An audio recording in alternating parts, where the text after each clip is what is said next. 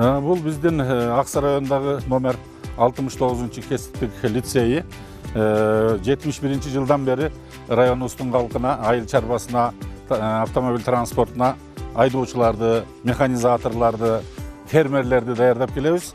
ВС категориясына айдоочуларды даярдоочу курсу, ошондой эле тракторист машинисттерди, фермерлерди, повар кондитерлерди, токуучу, тигүүчү группалары, бизде сварщиктер, автомеханиктер, анан мал чарбасынын оператору, айыл чарба деме негизинде мал чарбасы, ошол кесиптерге лицензия алып келип, жаш муундарды келечекке сапаттуу даярдоого аракет кылып атабыз.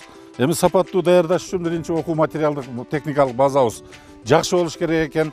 Аны мен эсепке алып, мен келгенден бери 8, даже автобус менен 9-чу машинаны алып атабыз. Мына алдыңыздарда турган автомобилдер, мына жаңы учурдагы чет өлкөнүн өндүрүшүнөн чыккан автомобилдер, автобустар, жеңил унаалар, ушул автомобилдер менен жаш муундарга айдоочуларды кесипке мыкты даярдоо үчүн аракеттерди көрүп жатып иштеп келатабыз. Азыр учурда бизде бюджеттин эсебинен 260 окуучу окуйт. 10 айлык курстары бар, 3 жылдык курстары бар. Анан тез арада бүтүүчү ВС категориясындагы жана В категориясындагы айдоочуларды даярдоочу курсубуз бар. Эми азыр аракет кылып атабыз. Мына автобусту өткөн жылы жакшы тилек жарымыр иштейт. Окуу жайдын материалдык базасын дагы чыңдоо максатында автобус сатып алдык. Эми ушуну азыр жакында документ даярдап атабыз. Окуу каналарынын баары даяр болуп бүттү. Теориялык, практикалык. Эми Ички иштер министрлигине өтүп калды лицензиялоо. Ошол лицензиядан жакында эксперттик комиссиялар келет. Комиссиялар келсе, районубуздун калкына Д категориясы боюнча дагы кыска мөөнөттөгү, 1,5 айлык мөөнөттөгү окуу курсун ачып, автобус айдоочуларды даярдайбыз. Окуу жайыбызда теориялык билим берүү үчүн окуу каналдарыбыз дагы бар. Анда ушул жака ичкери кирсеңиздер.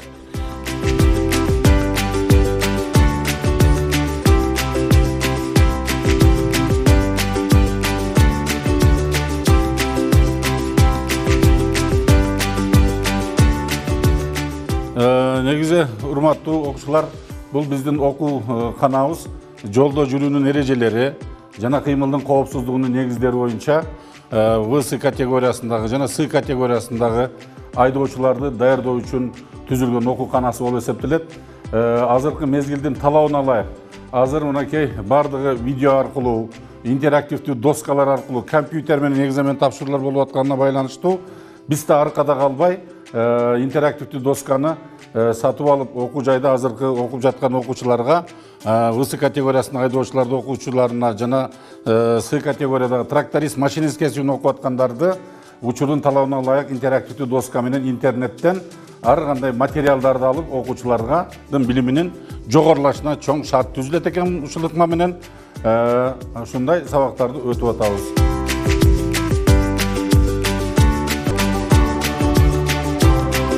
Азыр биздин окуу жайда мынакей 15 компьютер менен камсыз кылдык. Быйыл жылдан жылга жылыш бар деп мынакей учурдун талабына ылайык жабдуулап атабыз. Албетте, эми жолдо жүрүүнүн эрежесин мыкты билиш керек. Сабакка учурунда толук катышыш керек. Өзү 2,5 ай В категориясы. А ВС категориясына 3,5 ай. Ошол кичинекей чакан мезгилде келечеги үчүн ээринбестен келип окуп билим алып алса, келечегине өзүнө да жакшы, коомубузга дагы жакшы болмок. Жол транспорт кырсыктары жок болмок, азаймак. Ошон үчүн мен дагы учурдан пайдаланып айтып кетким келет. Жалпы эле кыргыз элине, жалпы жаштарга, учурдагы уландарга, кыздарга айткым келет. Биринчи кесип алып, жакшы мыкты үйрөнүп, анан кийин автомобилге отурса, элибизде ушул жаман көрүнүштөр болбойт эле, кырсыктар болбойт эле. Теориялык алган сабактарды практика көз алдында көргөзүш үчүн даярдалган лабораториялык практикалык саат өтө турган класс. Бу жерде бардык автомобилдердин, башкалардын бардык тетиктери бар. Ушул жерде теориялык сабакты өткөн тема боюнча өндүрүштүк окуунун устаттары сабак өтөт, практический сабактарды. Көбүнчө жеңил машинаныкы бу. Бу жерде бардык нерселер бар. Кладыштардан баштап карбюратор, бардык радиатор, запастык бөлүктөрдүн баарын ушул жерге жыйып койгонбуз. Биздин училищанын балдары Кыргызстанды болбосо районду баккан биздин балдар. Жер айлаган биздики, үрөн сепкен биздики, буудайды топтоп берген биздики, таш берген биздики. Айылda жасасаң техниканы башкара бил деген сөз бар, а? Техниканы башкара билиш керек. Өндүрүштүк сабактарда ар бир машинанын жанына барып, тетиктерин көрүп үйрөнөбүз. Азыр мен быйыл 2-нчи жыл кетип атат. Бул жерде бүткөндөн кийин мен бул окууну улантам деп чечтим. Токмок шаарынан. Мен бул жерге келгенден кийин техникага өтө кызыгып кеттим. Ошондуктан бул кесипти тандадым. Бу жерде биздин кесип айыл чарба өндүрүшүнүн устаты фермердик кесип, 3 жылдык окуу, фермерчилик кесиптин дипломун алабыз. Жаңы группа ачтык, автомеханик деген. Эми азыр коомубузда ар бир үйдө 2-3 автомобиль. Аларды техникалык жактан тейлеш, ремонттошко туура келет экен. Анан районубузда деле техникалык тейлөө станциялары көп. Ага караганда бизде дагы азыр 15-16 техникабыз бар. Бузулат экен, анан ал жака барсаң оңдотконго акча сурайт экен. Андан көрө өзүбүз кесипке даярдап аткандан кийин деп кесип механик деген кесипке лицензия алып, азыр 25 окуучу окуп, сваркалоону, автомобилдерди техникалык жактан тейлөөнү, ремонттоону мынакей үйрөнүп жатышат. Мына бул жерде Хамрахуджаев Мураттын ишканасы, мастерскойу, бул же өнөр-канасы жаш муундарды келечекке сваркалоону, автомобилдерди техникалык тейлөө, ремонттоону үйрөтүп жатышат. Мэрде кичине жери калган.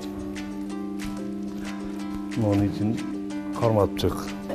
Мен өзү ушул лицейде мугалим болуп иштейм. Бу жерде бул биздин сваркага үйрөтө турган гаражыбыз, цехибиз. Бу жерде окуудан сырткары мындай нерселер жасап, балдарга сварка кылышты үйрөтүп, ушундай нерселер жасайбыз. Мындакай дарбазалар жасайбыз. Балдарга үйрөтүп сабак өтөтөбүз.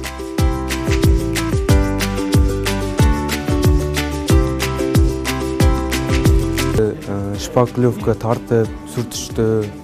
Эми быйылдан баштап уже краска чачып, ушинтишти үйрөнүп атам жакшылап. Ошо калган жашоо турмушта керек болот да бул нерсечи. Ошо. Эми үйрөнүп алсаң өзүңө жакшы экен да бул сварка ошо иштерди. Эртең күндөлүк турмушта